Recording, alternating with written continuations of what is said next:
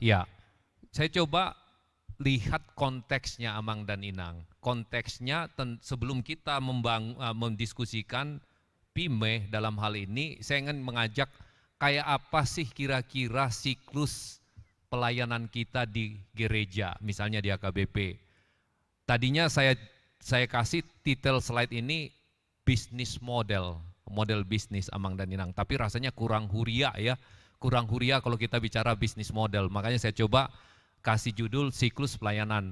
Konsepnya begini, bahwa kehadiran HKBP haruslah diarahkan untuk mencapai visinya, menjalankan misinya yang berputar di tengah untuk mencapai visinya. Visi HKBP hanya bisa tercapai apabila HKBP memberikan manfaat bagi jemaat dan pihak-pihak yang berkepentingan, termasuk bukan jemaat HKBP. Jadi keberadaan HKBP haruslah menjadi berkat, membawa manfaat. Nah, manfaat ini bisa dihasilkan melalui produk-produk pelayanan HKBP. Kalau tidak ada produk pelayanan seperti ibadah misalnya, tidak dapat dirasakan oleh jemaat atau siapapun. Dan produk-produk pelayanan ini bisa dihasilkan melalui pengelolaan sumber daya, khususnya manusia, sistem seperti yang tadi Amang Sekjen sampaikan, aset, infrastruktur, dan lain-lain. Dan ini membutuhkan sumber dana, Amang dan Inang. Dan sesuai dengan prinsip persembahan, fokus daripada pelayanan kita bukanlah duit. Tetapi kita percaya bahwa apabila pelayanan kita betul-betul membawa berkat, jemaat akan berbondong-bondong memberikan persembahan ucapan syukurnya. Jadi itu konsepnya Amang Inang ya. Jadi inilah menjadi kerangka yang harus kita bangun, bagaimana membangun rencana, bagaimana melaksanakan rencana, memonitor dan mengevaluasinya dalam konteks ini Amang dan Inang. Sorry ditunjukkan lagi slide-nya, mohon Inang ya. Ya. Jadi ini menjadi dasarnya, ya. Dan sumber dana bisa juga merupakan sumber dana dari yang pemasukan lain, bukan hanya persembahan dari jemaat, tetapi misalnya badan usaha dan lain-lain ya, atau bahkan sponsor atau donatur. Slide berikutnya, tidak kalah pentingnya Amang dan Inang adalah mindset, pola pikir kita di dalam marhuria. Kalau mindsetnya kurang pas, itu menjadi ganjalan kita untuk maju, Amang dan Inang. Pola pikir sangat penting untuk memajukan HKBP di dalam mencapai visinya. Yang tadi kita sudah bahas, yaitu visi misi, nilai-nilai dan maksud HKBP haruslah memayungi seluruh kegiatan kita.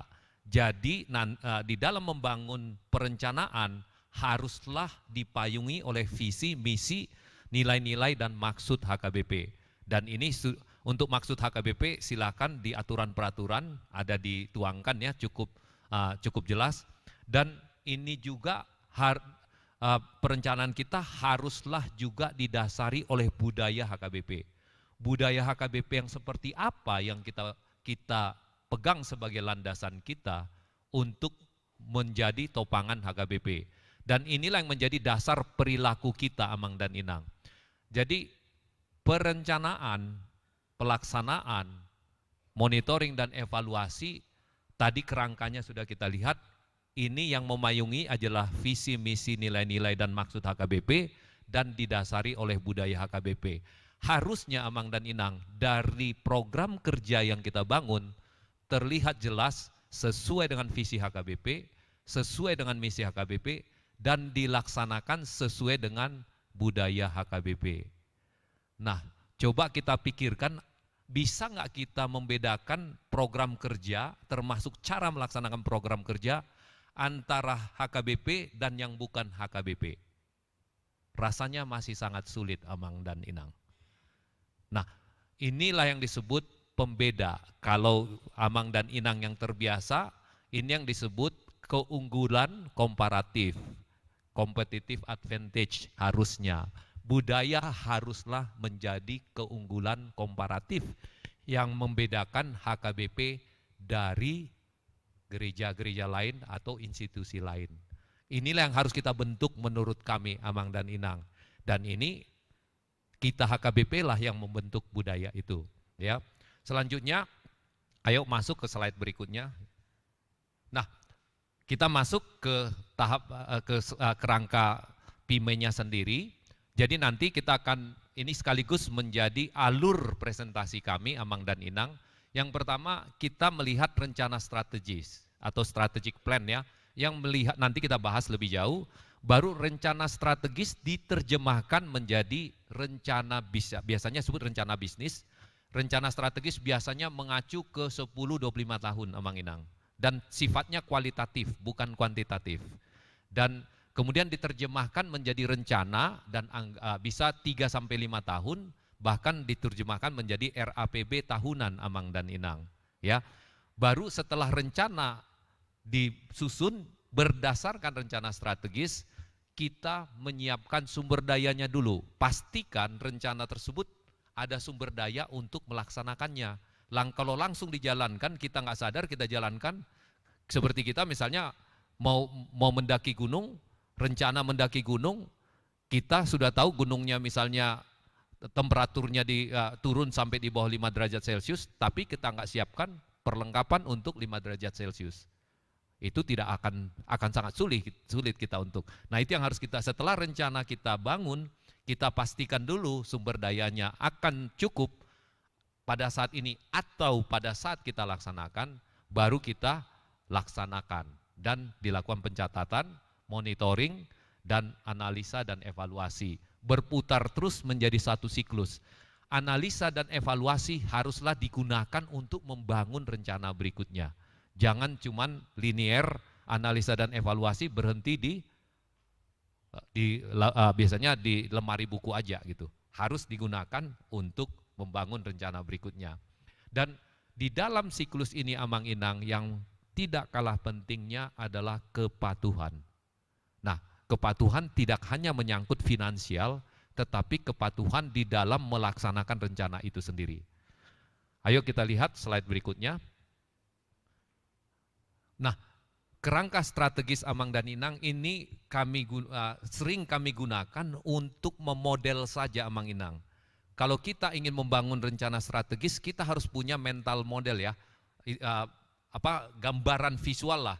Kalau kita hanya membayang-bayangkan tanpa ada gambaran, saya orangnya suka nuliskan aja dalam bentuk gambar sehingga mudah kita untuk melaksanakannya. Jadi kerangka strategisnya yang pertama kita harus punya visi dulu. HKBP sudah punya visi. Saran kami, gunakan visi HKBP di tingkat hatopan, di tingkat distrik, resort, huria, bahkan pos permingguan. Dimanapun kita berada, visi kita sama, menjadi berkat bagi dunia. Dan ada beberapa huria yang mencoba atau resort mencoba membangun visi sendiri gitu. Menjadi belepotan ya, visi HKBP ini, visi kami ini gitu kan. Tapi intinya sama gitu, udahlah sederhanakan. Saran kami dari pengalaman kami jauh lebih sederhana untuk komunikasi. Gunakan aja HKBP menjadi berkat bagi dunia ya. Baru visi ini kita jalankan misi kita. Misi itu adalah mengapa HKBP ada gitu kan. Prinsipnya gitu, yaitu menjadikan murid Kristus pelaku firman. Perintah agung, tidak ada yang lebih penting dari itu. Misi HKBP menjadikan murid Kristus pelaku firman. Tentu dideskripsikan dalam item-item seperti detail misinya HKBP. Nah, kemudian kita perlu memahami kondisi saat ini, di mana kita berada ya. Jadi tolong ditunjukkan lagi ininya, di mana kita berada, kondisi saat ini. Di sini Amang dan Inang ada alat atau tool yang bisa membantu kita, disebut SWOT analysis, yaitu nanti kita bahas lebih lanjut. Ini adalah singkatan dari strength atau kekuatan, weakness kelemahan, opportunity peluang, threat atau ancaman gitu ya. Yang termasuk juga kinerja saat ini. Dan tidak kalah pentingnya Amang Inang, kita perlu juga tahu dari mana, bagaimana kita di waktu lampau untuk memahami dari mana kita datang ke tempat ini. Karena kita juga punya kekuatan yang kita kumpulkan dari masa-masa lalu. Itu perlu. Jadi tolong Amang Inang, kalau ada sejarah huria kita masing-masing, tolong jangan dilupakan. Jadi silakan tetap di refresh ya. Nah itu. Nah tentu satu yang kita lihat juga kerangka strategisnya adalah kita perlu memahami juga situasi ideologis, politik, ekonomi, sosial, budaya, teknologi yang ada saat ini kemungkinan 5 tahun, 10, 25 tahun mendatang. Ini kira-kira kerangka strategis yang ada Mang Inang ya, yang bisa membantu kita untuk membangun rencana strategis. Nah, untuk HKBP slide berikutnya, kerangka strategis itu HKBP sudah punya, HKBP Hatopan.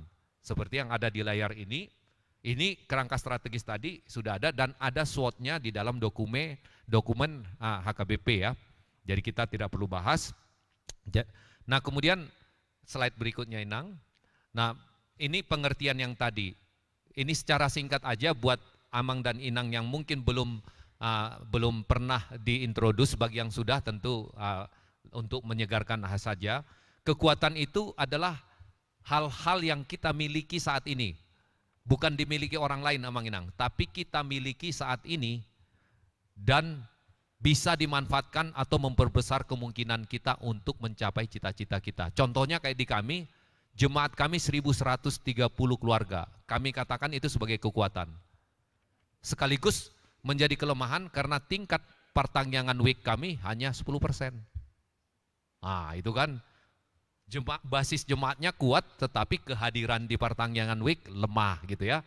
Itu gambaran, itu dari dalam Amang dan Inang. Kelemahan itu kita miliki saat ini dan menghambat kita untuk mencapai cita-cita kita. Peluang itu yang ada di lingkungan sekitar kita, di luar kita Amang dan Inang. Di luar kita peluang. Nah, contoh seperti kami, saya yakin banyak gereja mengalami hal yang sama, tempat parkir susah sekali di gereja kami. Peluangnya ada lokasi-lokasi parkir yang kita bisa kolaborasi. Tidak kita miliki saat sekarang, tetapi peluangnya ada. Itu contoh peluang Amang Inang. Datangnya dari luar. Ancaman itu yang datangnya dari luar, berbeda dengan tantangan Amang dan Inang. Tantangan itu bisa dari dalam, ancaman itu datangnya dari luar dan bisa menghambat kita mencapai cita-cita kita. Misalnya yang menjadi ancaman sekarang, teknologi sekarang untuk beberapa naposo kita ternyata ada manfaat kebaktian online Amang Inang. Itu manfaatnya luar biasa pada waktu zaman pandemi. Cuman ternyata banyak remaja dan namoso lebih menikmati online ini gitu. Online lah Pak gitu kan. Nah itu sekaligus menjadi ancaman gitu ya. Nah bagaimana membuat, jadi kita bersaing dengan yang online ini contohnya gitu. Dan juga gereja-gereja yang ada di sekitar gereja kami, misalnya yang sekarang berkembang pesat, luar biasa menurut saya JPCC gitu. Sudah berada di daerah Tangerang gitu. Mereka bikin menyewa gedung luar biasa. Remaja kita, naposo kita lebih suka ke sana gitu kan. Itu. Tetapi ternyata kita HKBP punya kekuatan. Bahasa Batak ternyata menjadi kerinduan buat anak-anak kita. Contohnya yang bisa kita manfaatkan. Ini salah satu contoh Amang Inang yang bisa kita pakai bagaimana membangun SWOT analisis. Kemudian selanjutnya strategi Amang Inang secara singkat. Strategi itu adalah bagaimana kita ingin mencapai cita-cita kita. Bukan apa yang kita lakukan, hati-hati. Strategi itu bagaimananya, yaitu cara yang cerdik untuk mencapai tujuan. Ya, mungkin supaya cepat di slide berikutnya, terputus. Jadi Amang dan Inang biasa menggunakan Google Map. Kalau kita misalnya dari satu titik ke titik lain, kita ditunjukkan sebelum kita pilih start, biasanya ada gambar tentang beberapa pilihan. Pilihannya yang pertama misalnya misalnya seperti ini ya misalnya ini yang slide yang gedenya ya, slide yang besarnya, yang gambar sebelah kiri itu ada pilihan kita bagaimana kita dari suatu tempat ke tempat lain. Di sini ada pilihan kita di Google Map itu,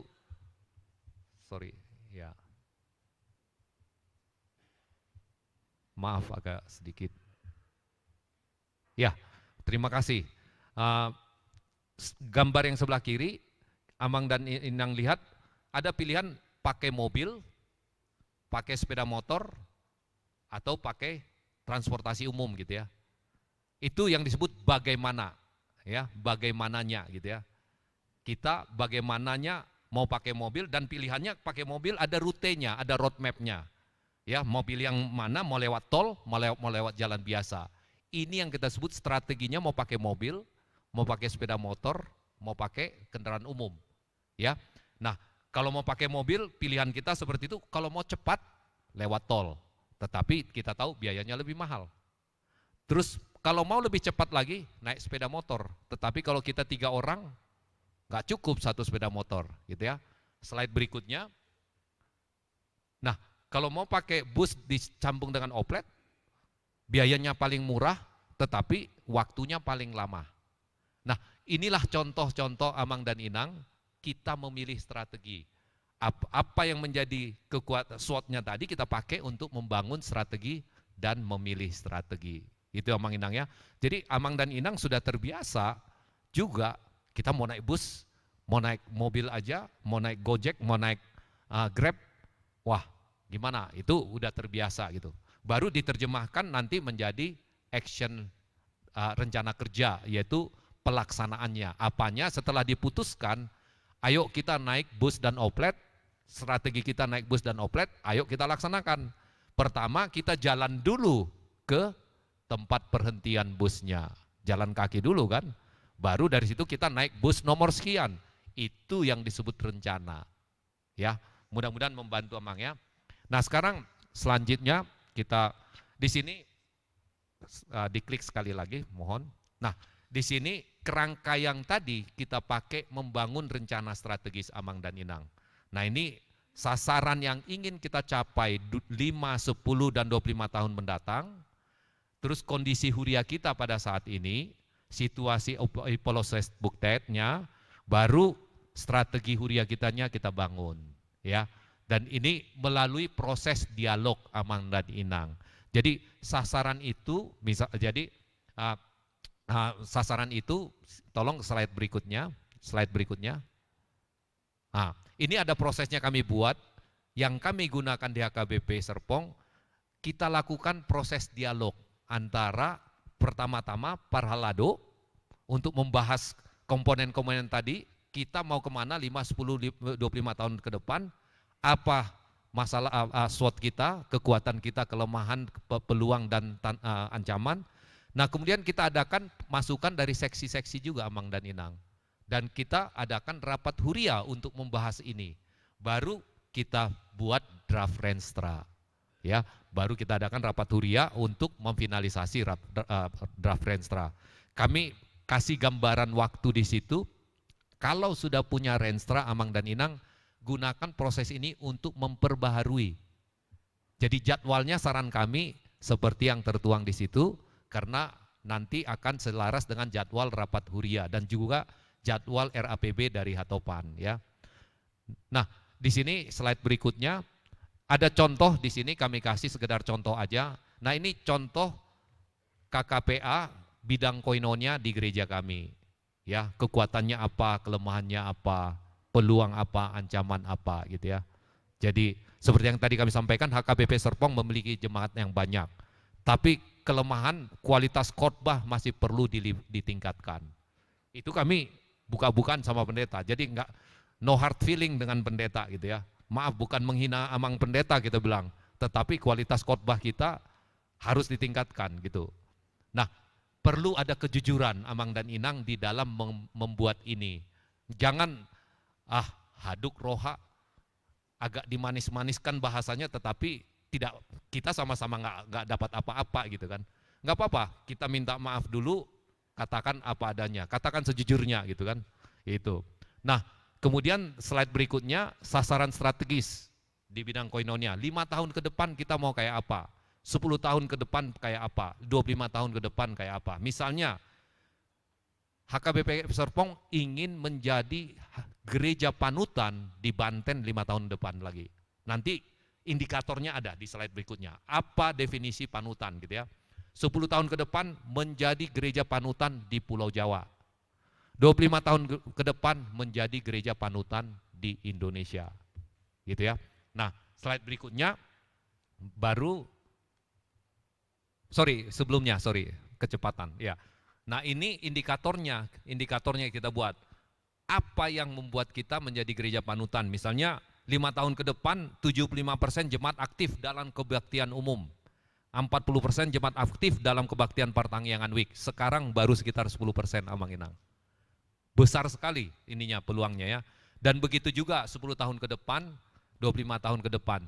Jadi kita bangun indikator. Indikator ini haruslah terukur dan spesifik. Kalau istilah di perencanaan itu smart, spesifik, terukur, realistik ya, dan timely, jelas waktunya ya, jelas waktunya. Jadi jangan ya kami ingin menjadi yang terbaik, tapi nggak jelas kapan gitu ya. 50 kami menjadi dikenal di Banten, tapi nggak jelas kapan. Seperti tadi harus smart, spesifik, terukur dan realistik. Atau nah sekarang bisa aja dalam 5 tahun kita bilang kami ingin terkenal di seluruh dunia. Misalnya ada kawan waktu kita bangun ini, kita harus punya paduan suara yang juara dalam 5 tahun yang menang di Olimpiade Paduan Suara Dunia. Aku bilang bagus mimpinya, tetapi kurang realistik lah gitu ya. Bukan mau mematikan semangat gitu ya, tapi yang realistik lah gitu ya. Oke. Nah, baru slide berikutnya kita bangun strateginya. Strateginya yang sebelah kiri Amang Inang ya. Mengembangkan bagaimana kita mencapai cita-cita tadi, mengembangkan sumber daya manusia, mengembangkan pelayanan berbasis digital, dan baru spesifiknya. Inilah yang kita turunkan menjadi rencana kerja Amang Inang. Apanya yang mau kita lakukan, kita turunkan menjadi rencana kerja. Nah, slide berikutnya, prosesnya di sini, langkah-langkahnya bisa kita susun dalam bentuk menyusun RAPB. Kita terjemahkan strategi tadi menjadi rencana kerja Amang Inang. Yaitu tolong dipahami sumber daya kita terbatas. Ya kan?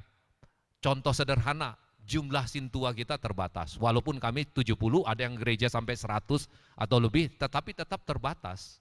Gitu kan? Nah, dan perlu kita pertimbangkan kesinambungan dari tahun ke tahun. Unang, Holland, Parsahalian gitu kan. Sekali jalan putus gitu. Bayangkan ini berkesinambungan dan berkelanjutan. Terus setiap tahun perlu kita pastikan apa yang kita ingin capai tahun ini gitu ya. Putuskan bersama-sama sesuai dengan rencana strategis tadi. Dan lalu bangunlah program-program yang akan dilaksanakan.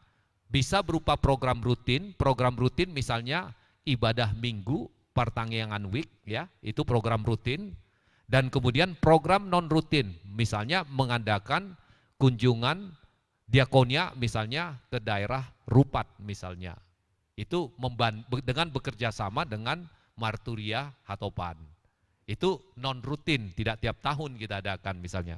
Baru menyusun indikator kinerja. Seperti yang tadi kami tunjukkan, kita susun indikatornya, apa yang akan kita capai, berapa banyak, dan apa indikatornya. Indikator ini ada 2 Amang Inang, yang disebut indikator proses, leading indicator, atau indikator hasil, lagging indikator. Nanti kita lihat contohnya, baru mengalokasikan sumber daya. Ya. Lalu silakan, pada waktu kita mengalokasikan sumber daya Amang dan Inang, kita akan ketemu ada yang nggak cukup biasanya. Dana kita nggak cukup kalau ini program kita. Dilakukan proses optimisasi. Ini proses yang kami bangun dan kami silakan digunakan. Biasanya kita optimisasi, kalau duitnya nggak cukup, programnya dikurangin jumlahnya atau dikurangin jenisnya. Tetapi harus diuji lagi Amang Inang. Tercapai enggak cita-cita kita yang akan kita rencanakan tahun ini sesuai dengan rencana strategis. Kalau tidak tercapai, harus kita capai cita-cita kita. Kalau begitu sumber dana lain dari mana kita dapatkan? Nah, cukup sering kami pakai iman terus terang Amang dan Inang ya. Nunggak persema ibarat di Tuhan tadi non katanya. Ya nggak apa-apa, saya sih oke-oke saja ya. Tapi harus ada apa yang akan kita lakukan, jangan hanya iman tapi tidak ada perbuatan untuk mengumpulkannya. Akhirnya dibilang, saya setuju bahwa Tuhan akan menyediakan, tetapi harus bikin program untuk mengadakan dana tersebut. Kalau gitu kita bikin pesta gotilon lah.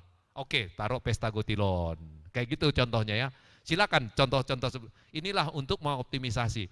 Jangan setujui program yang kita serahkan waktu yang akan memenuhinya. Dengan bertamengkan bahwa Tuhan akan menyediakannya. Saran saya tetap ada upaya yang harus kita lakukan dan kita imani Tuhan akan menyediakannya, gitu ya. Nah, kemudian slide berikutnya Mang Inang, prosesnya di sini mirip seperti yang tadi, rencana strategis tadi tetap melibatkan parhalado, seksi-seksi dan jemaat rapat huria. Silakan ini self explanatory ya, bisa dilihat sendiri. Nah, slide berikutnya Inang ya. Ayo menyiapkan sumber daya. Pastikan SDM-nya memadai, dananya mencukupi, dan ada kemampuan organisasi, pembagian tugas.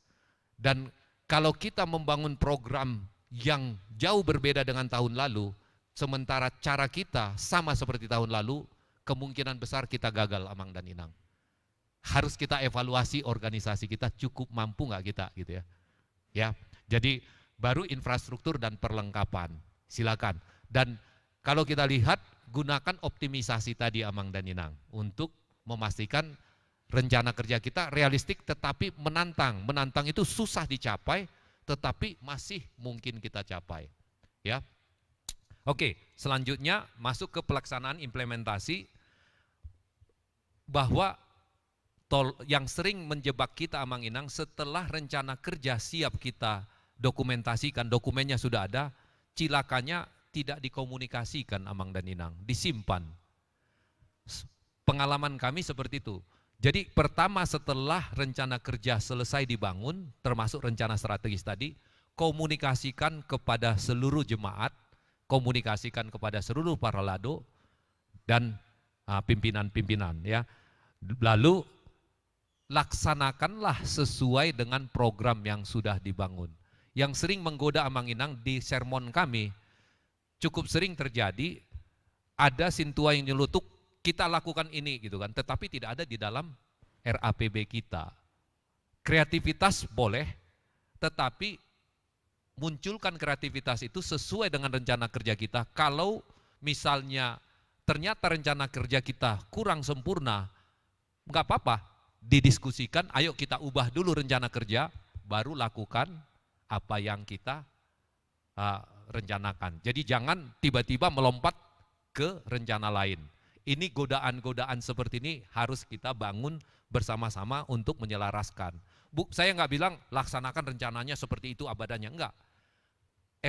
Cek dulu rencananya, kalau ada ide baru, cek rencananya bahwa itu lebih penting daripada yang ada di dalam rencana kerja kita. Kalau ternyata kita temukan itu lebih penting, ganti rencana kerjanya, perbaharui, baru laksanakan gitu kan. Supaya kita tidak terjebak hanya selera kita masing-masing saja gitu kan.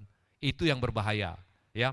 Baru lakukan pengukuran indikator kinerja, lakukan pencatatan hasil ya, dan peran kepemimpinan dijalankan secara efektif. Pastikan bukan autopilot Amang dan Inang. Kita harus saling bekerja sama. Kan Sintua katanya kan adalah dongan nih Padita do kan. Jadi kita membantu menemani pendeta. Ayo kita bersama-sama bergotong royong dengan beliau-beliau gitu ya. Itu. Nah, slide ini menggambarkan dimensi kualitas strategi atau rencana kerja terhadap pelaksanaannya. Jadi mirip seperti yang tadi Amang Sekjen sampaikan, kalau kualitas rencana kerja kita baik, dilaksanakan dengan baik, ini yang diinginkan, ini menjadi star atau bintang. Kalau kualitas rencana kerja jelek, dilaksanakan dengan baik, hasilnya masih lumayan Amang dan Inang. Kita kemungkinan masih bisa berhasil, mungkin tidak 100%, tapi 60-an% lah ya gitu ya. Terus kalau kualitasnya baik, tetapi dilaksanakan dengan buruk, kemungkinan besar gagal Amang dan Inang. Itu yang tadi saya sebut godaan untuk keluar dari rencana yang sudah disusun. Kalau yang sudah jelek dan jelek, buruk dan buruk, ya parah kali lah hasilnya Amang Inang ya. Kalaupun ada yang berhasil itu satu di antara sekian ribu lah, nasibnya aja lagi bagus gitu kan. itu nembak lotre aja dia, gitu ya.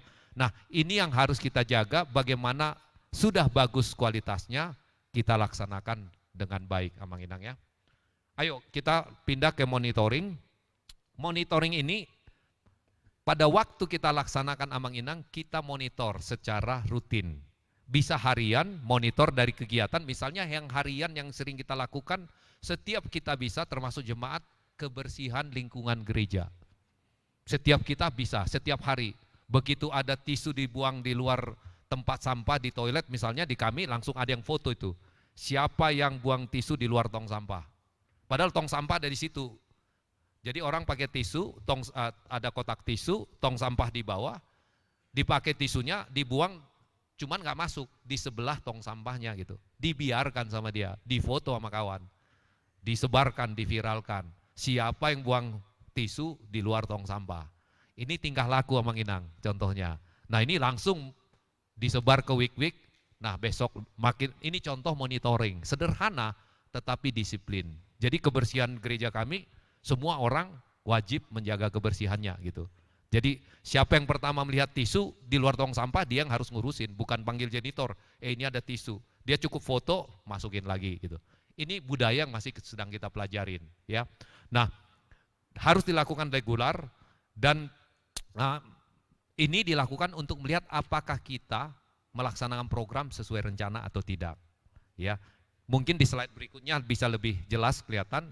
Ini contohnya, kalau garis hitam yang di tengah itu adalah program kerja kita yang kita rencanakan Amang Inang. Garis yang melengkung-lengkung itu adalah pelaksanaannya. Nah itu kecenderungan kita selalu drift istilahnya, menyimpang kan gitu ya. Pada waktu kita menyimpang ke atas, bagus, turun lagi. Menyimpang ke bawah jelek ya. Kalau menyimpang ke bawah tidak kita koreksi Amang Inang, kita bisa lupa seperti kita bawa mobil ya. Kalau kita tidak stay online, sekarang mobil sudah ada yang bunyi alarmnya gitu ya, untuk kembali ke tetap di lane-nya. Nah begitu juga monitoring kita untuk melihat, kalau bagus, bisa nggak kita bikin lebih bagus lagi. Nah contoh yang terakhir yang turun terus itu kalau kita tidak monitor, dia terus turun, akhirnya keluar dari batas toleransi rencana kerja kita. Itu yang menyebabkan hasilnya jelek. Ya, inilah.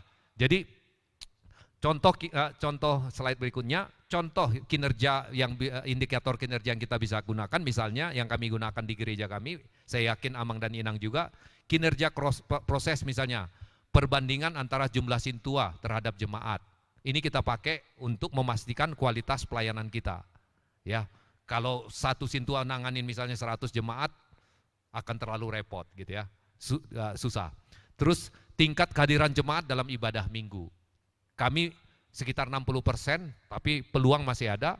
Tingkat kehadiran jemaat dalam pertanggangan week masih parah kami Amang Inang, 10% bahkan kurang. Itu ya. Nah, kemudian kinerja hasil. Kami lihat tingkat kepuasan jemaat terhadap pelayanan ibadah minggu dan tingkat partisipasi jemaat dalam memberikan persembahan dan tingkat pertumbuhan iman jemaat. Yang hasil ini bisa kita lihat juga dalam bentuk statistik seperti ini Amang Inang ya, tingkat kehadiran kita monitor dalam bentuk statistik. Slide berikutnya, tingkat pemberian persembahan kita bisa monitor. Ini kami umumkan Amang dan Inang, kita blast, kita share ke seluruh week ya. Ini loh tingkat masing-masing, ini tingkat huriat, tingkat week kita bagi juga. Terus kemudian slide berikutnya, kita juga lakukan survei persepsi Amang Inang. Seberapa puas jemaat terhadap kualitas ibadah kita. Nah ini, silakan, ini bisa kita masing-masing kita bisa lakukan survei persepsi ini Amang Inang ya. Ini tidak ada di slide, nanti bisa dibagikan. Mohon maaf, tadi saya bangun pagi-pagi rasanya saya perlu ngasih contoh, saya pikir begitu. Jadi mohon maaf, nanti ini slide-nya ada tersedia, tapi ini gambarannya aja, ini hanya contoh ya. Ya. Nah kemudian slide berikutnya evaluasi. Evaluasi ini yaitu melakukan analisa dan evaluasi kemajuan dan hasil pelaksanaan program kerja dan penggunaan sumber daya termasuk anggaran Amang Inang. Ya, apakah efisien nggak kita menggunakannya gitu ya? Mempelajari mengapa hasil yang dicapai lebih baik dari rencana atau tidak mencapai rencana. Kita harus bisa menjawab, kok bisa lebih baik ya? tetap mengapa tidak tercapai ya. Terus melakukan koreksi peningkatan agak evaluasi juga bisa dilakukan pertengahan tahun Amang Inang ya. Bisa lah. Jadi di tengah tahun kita udah tahu bisa melampaui rencana atau tidak mencapai rencana, kita bisa melakukan koreksi. Kalau di ujung tahun hasil akhirnya kita bisa memperbaiki rencana berikutnya ya. Baru slide berikutnya yang terakhir ya, menyusun laporan pertanggungjawaban dan mempublikasikannya kepada pihak-pihak yang berkepentingan. Apakah pelaksanaan program sudah sesuai dengan rencana atau tidak? Terus penggunaan sumber daya termasuk dana sudah efisien atau enggak? Ya. Terus hasil pelaksanaan program sudah efektif atau tidak? Apa yang ingin kita capai tercapai atau tidak gitu ya? Manfaat yang diperoleh. Kalau biasanya kalau di bisnis biasanya return on investment lah gitu ya, kira-kira. Tapi ini kan perlu ada manfaat karena ujung-ujungnya harapan kita kalau manfaatnya diperoleh, pertumbuhan iman jemaat semakin baik dan HKBP menjadi berkat bagi dunia. Itu konteksnya. Terus pelajaran yang didapatkan. Kalau kita menyimpang tidak mencapai hasil, apa yang harus kita koreksi ke depan? Ya. Itu slide terakhir saya, silakan. Terima kasih Amang dan Inang, kami kembalikan ke Amang moderator.